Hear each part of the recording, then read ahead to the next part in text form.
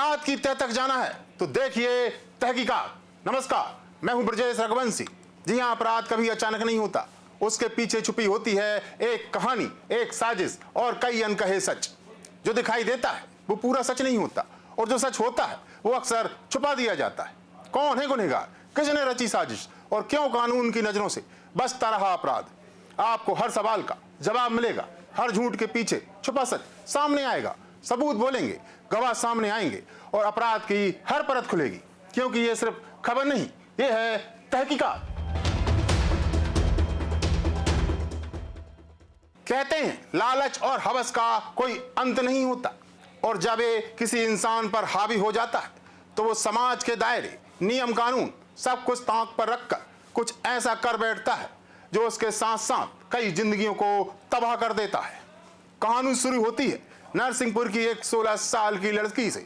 बचपन का प्यार, बदनामी के डर से शादी और फिर कत्ल।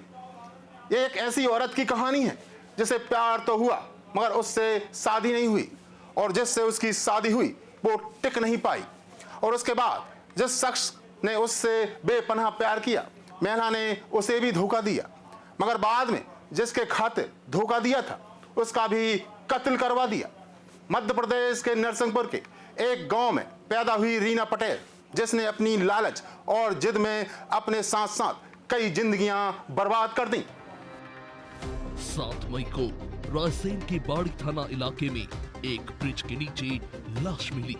नागिन मोड़ पर पड़ने वाले सिरवारा ब्रिज के नीचे एक सड़ी गली लाश की हालत बेहद खराब थी। एक फॉरेस्ट गार्ड को ब्रिज के नीचे एक बोरी दिखी जिसमें से भयानक बदबू आ रही थी। लाश बुरी तरह से सड़ चुकी थी, जिसे बोरे में बुरी तरह ठूसा गया था। ऐसे में लाश की पहचान करना पुलिस के लिए भी एक बड़ी चुनौती बन गई।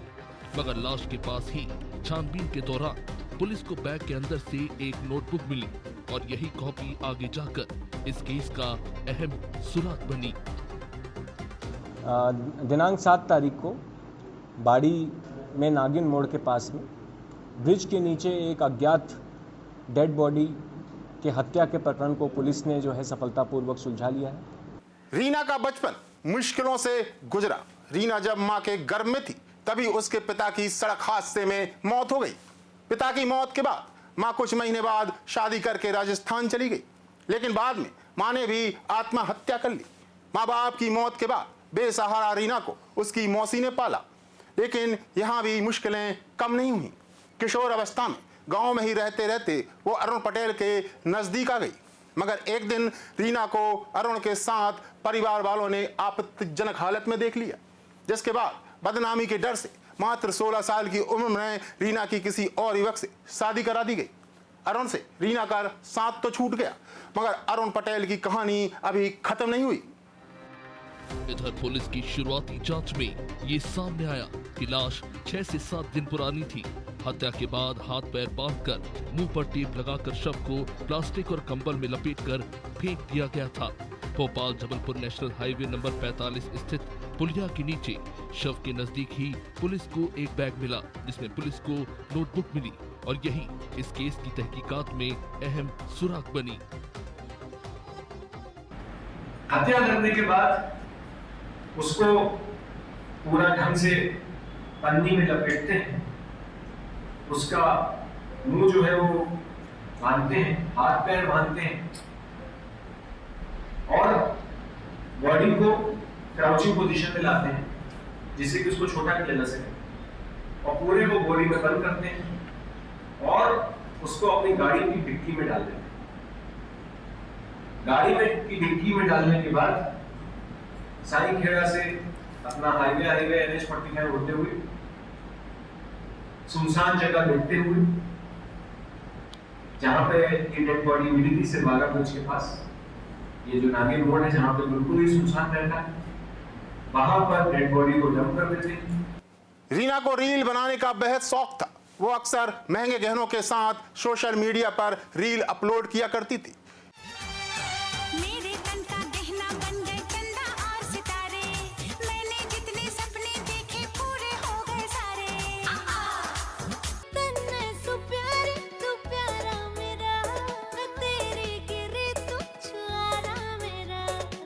You're my darling.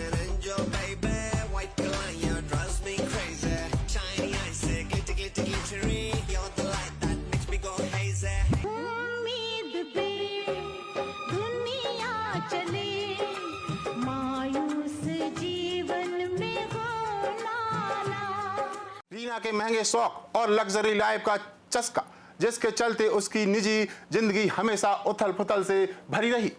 रीना को पहली शादी से एक बच्चा भी हुआ, लेकिन दोनों की शादी टिक नहीं पाई और 13 साल बाद रीना अपने बेटे के साथ पति के साथ अलग हो गई। और इसके बाद एक बार फिर रीना के बचपन का प्यार उसकी जिंदगी में वापस लौट आया। 13 साल बाद एक बार फिर रानी के बचपन का बिछड़ा हुआ प्रेमी अरुण पटेल दोबारा उसकी जिंदगी में लौट आया। अरुण, जो रीना पर इस कदर फिदा था कि उसने रीना के नाम पर जमकर पैसे लुटाए, 1 करोड़ रुपए की एफडी कराई, उसे 50 लाख रुपए का मकान दिलाया। इतना ही नहीं, रीना के गहनों के शौक को देखते हुए उसके लिए जमकर सोने के गहने भी खरीदे। महंगी कार से लेकर आईफोन तक लग्जरी लाइफ की हर इंतजाम अरुण ने रीना के लिए किए। अरुण के पास उसकी पुश्तैनी जायदाद थी, जिसके दम पर वो रीना के हर शौक पूरे करता रहा। लेकिन अरुण को नहीं पता था कि आगे रीना की रील डालने का यही शौक सबको ले डूबेगा। रीना करार यह उस घर में किराए से रहती है। इसका एक 10 साल का बेटा है। ये पूर्व में शादीशुदा थी, परंतु उसका जो है वो तलाक हो गया था। इसका पति जो है इसको छोड़ दिया था। तब से जो है इसका एक और आरोपी अरुण पटेल से उसका प्रेम संबंध था और ये काफी दिनों से प्रेम संबंध चल रहा है। परंतु अभी हाल ही में वह जो महिला है उसका फेसबुक के माध्यम से एक और लड़का वीरू जाट, जो कि निवासी है भिलवाड़ा राजस्थान का, उससे जान पहचान हो गई थी। 16 की उम्र में बदनामी के डर से घर वालों ने कराई शादी। 13 साल बाद पति ने छोड़ा, फिर प्रेमी से जा मिली। प्रेमिका को थे लग्जरी शौक और रील बनाने की लत। एक से पैसा, दूसरे से प्यार, जिसके चलते हुई तकरार। रील देखकर राजस्थान के रेत कारोबारी को हो गया प्यार। रीना के प्यार में बर्बाद हो गई कई जिंदगियां।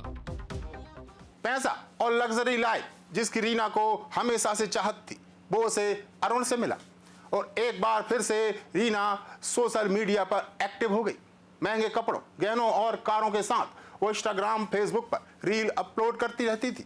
मगर कहानी तब उलझना शुरू हुई जब राजस्थान के भीलवाड़ा के रहने वाले वीरू जाट ने रीना की तस्वीरें सोशल मीडिया पर देख ली। दोनों के बीच लाइक और कमेंट से बातचीत की शुरुआत हुई।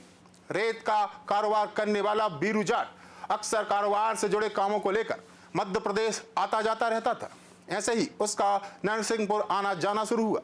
रीना और वीरू के बीच पहले दोस्ती हुई और फिर नजदीकियां बढ़ी, जिसके चलते वो जब भी नरसिंहपुर आता था वो रीना से मिलने जरूर जाता था।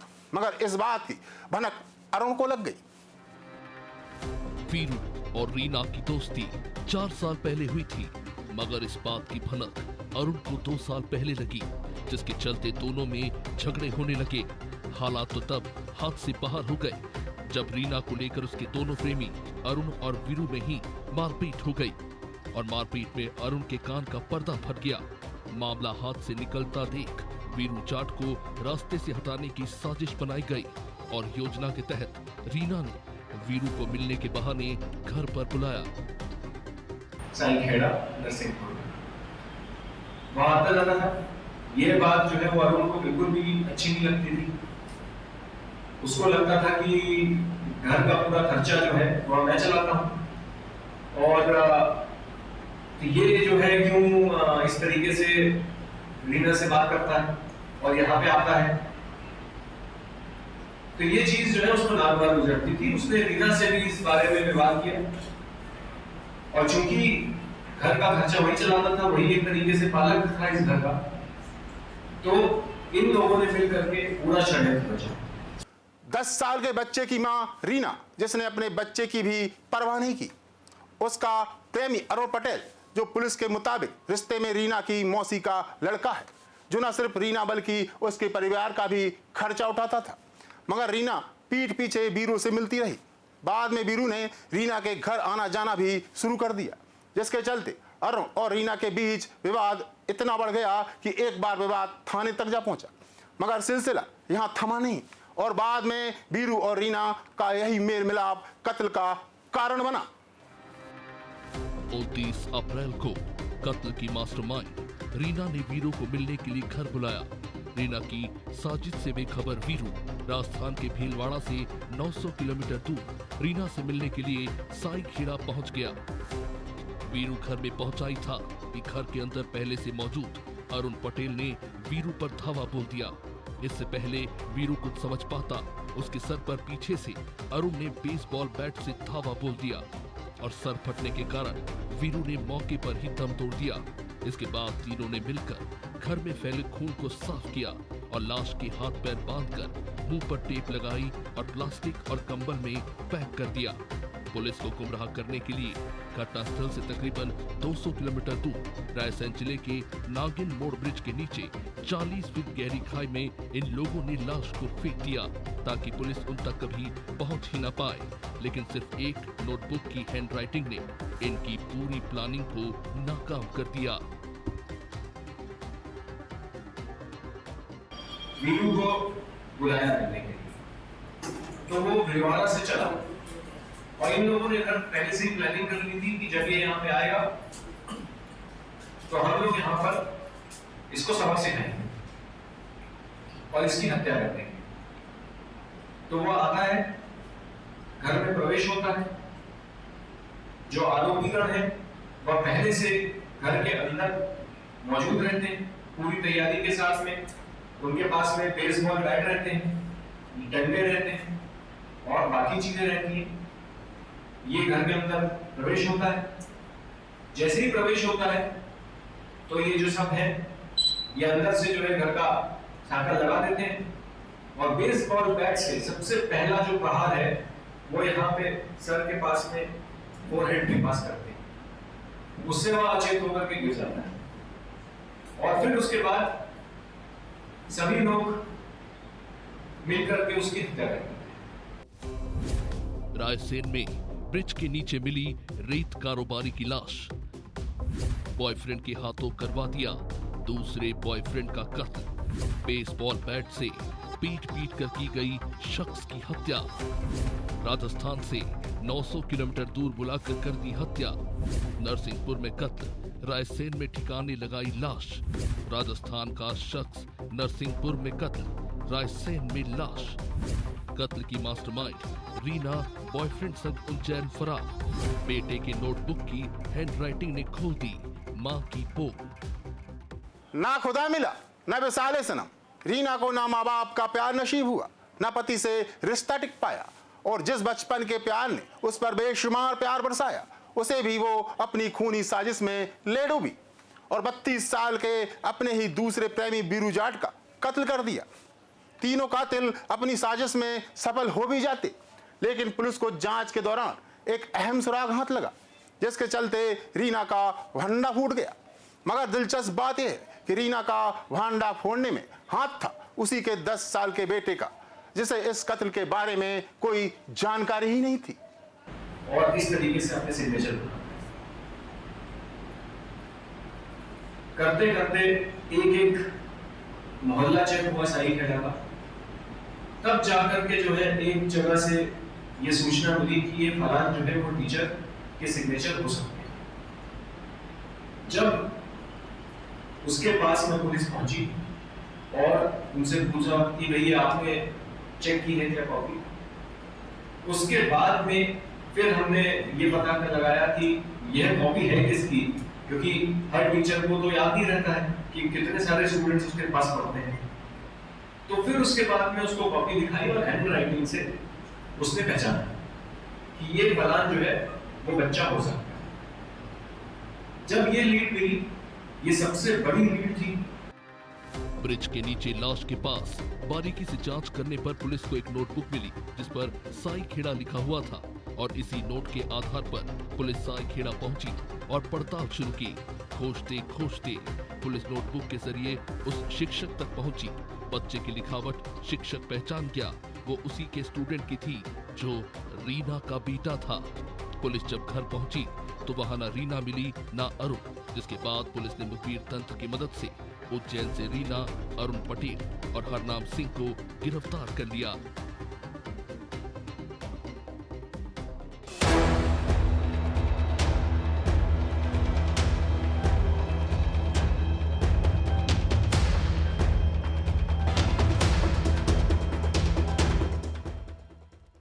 राजधानी भोपाल में 19 साल की एमबीबीएस छात्रा की लाश मिली।